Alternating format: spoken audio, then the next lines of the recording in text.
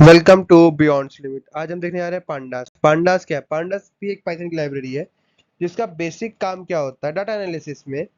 ये बहुत से स्ट्रक्चर्ड डाटा को हैंडल करने के लिए यूज किया जाता है बेसिकली।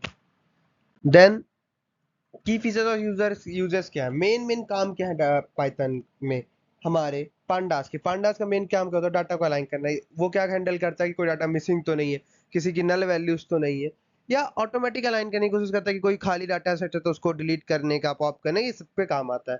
ग्रुपिंग करने का, कि हमें क्या करना है कि ग्रुप करना है।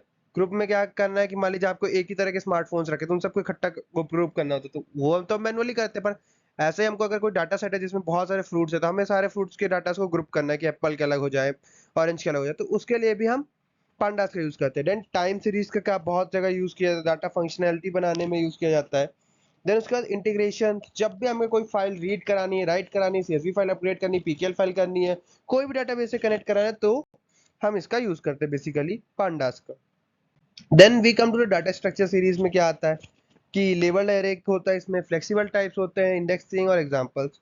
तो इंडेक्सिंग का मतलब हम सीधे से कॉन्सेप्ट समझ सकते हैं, इसमें कोई भी तरह के डाटा सेट में हम एरे स्टोर करा सकते हैं, कोई भी एरे कैसे भी एरे हो उसको स्टोर करा सकते हैं बेसिकली।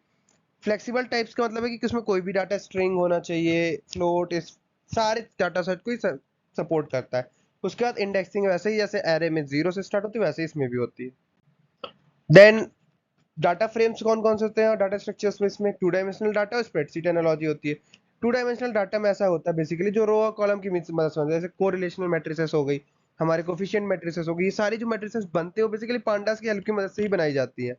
देन डाटा फ्रेम बनाने का हम एक अलग सीरीज जो स्प्रेडशीट में है, एसक्यूएल डाटाबेस एनालिसिस में बनाते हैं, जो कि डाटा सेट को, डाटाबेस को रीड करने के लिए बनाते हैं, वो भी हम पांडास का यूज करके बनाते हैं।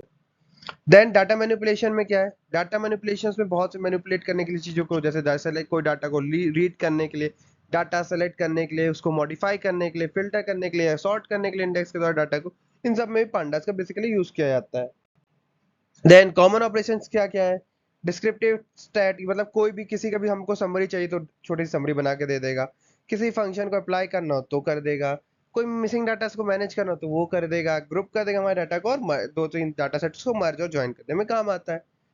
देन डाटा क्लीनिंग में भी काम आता है। डाटा क्लीनिंग बेसिकली किस में काम आता है कि कोई मिसिंग वैल्यू है, किसी डाटा जो फ्लोट में डाटा उसको इंट में कन्वर्ट करना है, कोई डुप्लीकेट वैल्यू है तो उसको हटानी होंगी, स्प्रिंग मैनिपुलेशंस करने होंगे, इन सब चीजों में बेसिकली पांडास काम आता है। देन विजुअलाइजेशन के लिए हम क्या क्या यूज कर सकते हैं? हम पांडास का यूज करने के बाद हमारे पास न्यूमेरिकल डाटा है तो हम विजुअलाइजेशन के लिए मैटप्लॉटलिब और सीबॉन का यूज करते हैं, तो उनसे भी बहुत इजीली काम है। तो अगर आपको पांडास की जो पढ़नी है बेसिकली, तो pandas dot py data dot O R G पे जा सकते हैं, जो कि ऑफिशियल डॉक्यूमेंट है उसकी। देन रिकमेंडेड बुक अगर आप कहेंगे कि वेस्ट मैकनी की है, पाइथन फॉर डाटा एनालिसिस, इस बुक को भी आप रिकमेंड कर सकते हैं। आज के लिए इतना ही guys, thank you so much.